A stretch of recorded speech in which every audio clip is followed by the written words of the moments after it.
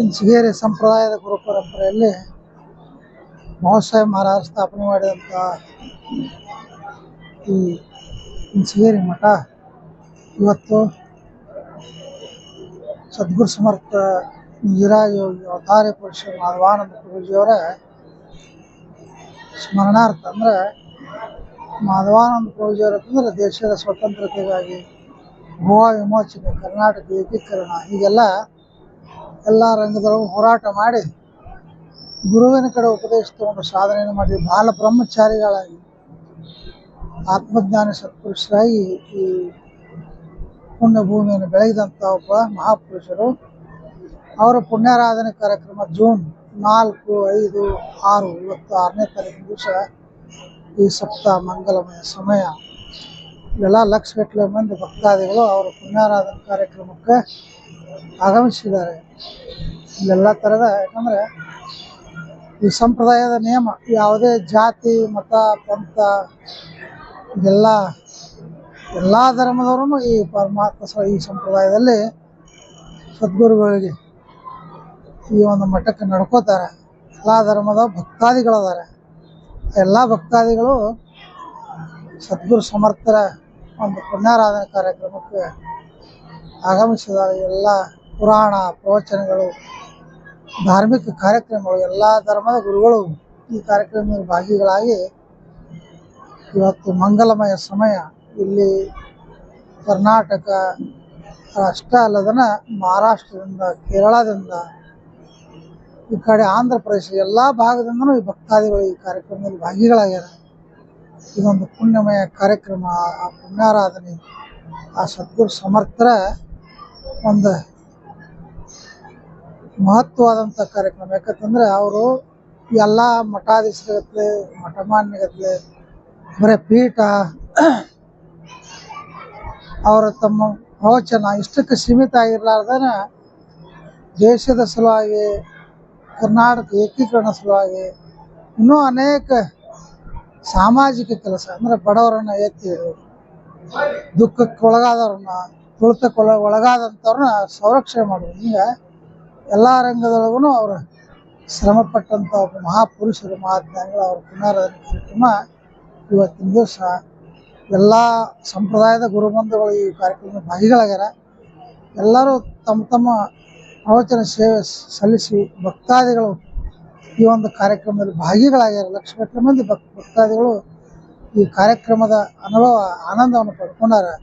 ಅವರೆಲ್ಲ ಇವತ್ತಿನ ದಿವಸ ಪುಷ್ಪವೃಷ್ಟಿ ಮಂಗಲಮಯ ಕಾರ್ಯಕ್ರಮ ಮುಗಿಸಿ ಹೊರತು ಮೊದಲ ತಮ್ಮೂರಿಗೆ ರಿಟರ್ನ್ ಹೊರಟು ಕರ್ನಾಟಕಕ್ಕಾಗಿ ಮತ್ತು ಕರ್ನಾಟಕ ಏಕೀಕರಣಕ್ಕಾಗಿ ಮಾಧವಾನಂದ ಪ್ರಭುಜಿಯವರ ಸೇವೆ ಮತ್ತು ಅವರ ಕೊಡುಗೆ ಏನು?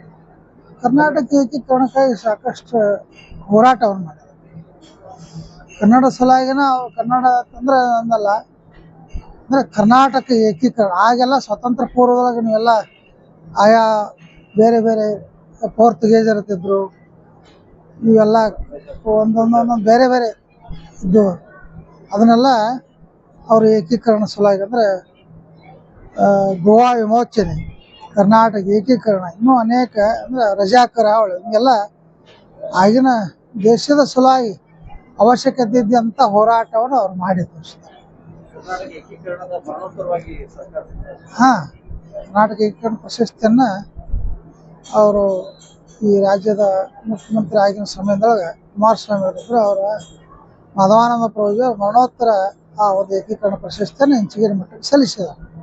ಕನ್ನಡ ಮತ್ತು ಮರಾಠಿ ಭಾಷಾ ಬಾಂಧವ್ಯನ ಮಠದೊಳಗೆ ಎರಡು ನಮ್ಮ ಮಠನ ಈ ಮಠ ಇರೋದನ್ನ ಒಂದು ಬಾರ್ಡರ್ದೊಳಗೆ ಮಹಾರಾಷ್ಟ್ರ ಕರ್ನಾಟಕ ಬಾರ್ಡರ್. ಇಲ್ಲೆಲ್ಲ ನಾವು ಈ ಕರ್ನಾಟಕದವರು ಮಹಾರಾಷ್ಟ್ರದವ್ರು ಅಂತಲ್ಲ, ಎಲ್ಲ ಆಂಧ್ರ, ತಮಿಳುನಾಡು, ಕೇರಳ, ಈ ಕಡೆ ಮಹಾರಾಷ್ಟ್ರ, ಕರ್ನಾಟಕ ಎಲ್ಲ ರಾಜ್ಯದ ಭಕ್ತಾದಿಗಳು ಈ ಸಂಪ್ರದಾಯದ ಇಲ್ಲಿ ಈ ಕಡೆ ಮಹಾರಾಷ್ಟ್ರದ ಮುಂಬೈದಿಂದನೂ ಇಲ್ಲೆಲ್ಲ ಭಕ್ತಾದಿಗಳು ಬರ್ತಾರೆ, ಈ ಕಡೆ ಬೆಂಗಳೂರಿಂದನೂ ಬರ್ತಾರೆ. ಎಲ್ಲ ಭಾಗದೊಳಗೂ ಈ ಸಂಪ್ರದಾಯದ ಪರಂಪರೆ. ಯಾಕಂದರೆ ಇದು ಅಧ್ಯಾತ್ಮದ ಚಿಂತನೆ ಮಾಡಿ ಜೀವನ್ಮುಕ್ತರ ಆಗುವಂಥ ಒಂದು ಸನ್ಮಾರ್ಗವನ್ನು ಹೇಳುವಂಥ ಸಂಪ್ರದಾಯ.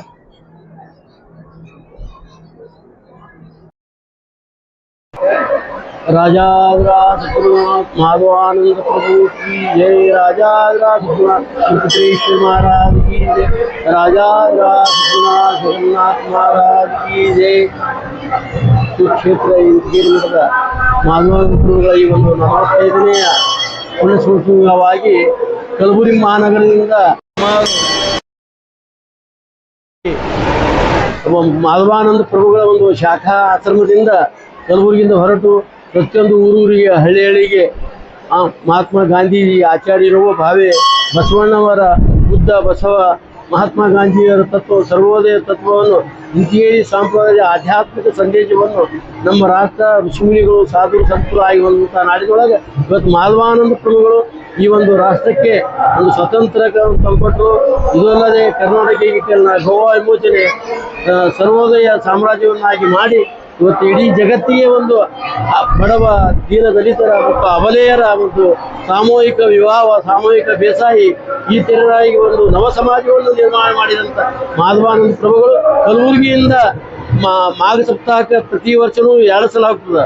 2 ಸಲ ಅಂದರೆ ಜನವರಿ ತಿಂಗಳದಾಗ ಬಾಬಾಸಾಹೇಬ್ ಮಹಾರಾಜರ ಗಿರಿಮಲ್ಲೇಶ್ವರ ಮಹಾರಾಜರ ದುರ್ಗೇಶ್ವರ ಮಹಾರಾಜರ ಹಾಗೂ ಜಗನ್ನಾಥ ಮಹಾರಾಜರ ಪುಣ್ಯಸ್ಮೃತಿವಾಗಿ ಅವರು ಕೂಡ ಒಂದು ಸುಮಾರು ಒಂದು 20 ದಿವಸದ ನಂತರವಾಗಿ ಸುಮಾರು ಒಂದು 30-40 ಜನರು ಪ್ರತಿಯೊಂದು ಊರೂರು ಹಳ್ಳಿಗೆ ಗುರುಗಳ ಸಂದೇಶವನ್ನು ಪ್ರೇರಿಸಿದ ಈ ಒಂದು ನಾಡಿನ ಉದ್ದಗಲಕ್ಕೆ ಈ ಒಂದು ಆಧ್ಯಾತ್ಮ ನಾಡ ನಮ್ಮ ಋಷಿಮುನಿಗಳ ಸಂತಾನ ನಾವು ಇವತ್ತಿನ ದಿವಸ ಏನಾಗಬೇಕಾಗಿತ್ತಪ್ಪ ಅಂತಂದ್ರೆ ನಾವು ನೀವು ಸುಖ ಶಾಂತಿ ಸಿಗಬೇಕಾದ್ರೆ ಇವತ್ತಿನ ದಿವಸ ಆಧ್ಯಾತ್ಮದಿಂದಲೇ ಶಾಂತಿ ಅನ್ನುವಂಥದ್ದನ್ನು ದಾರಿ ಹೋಗಿದ್ರು.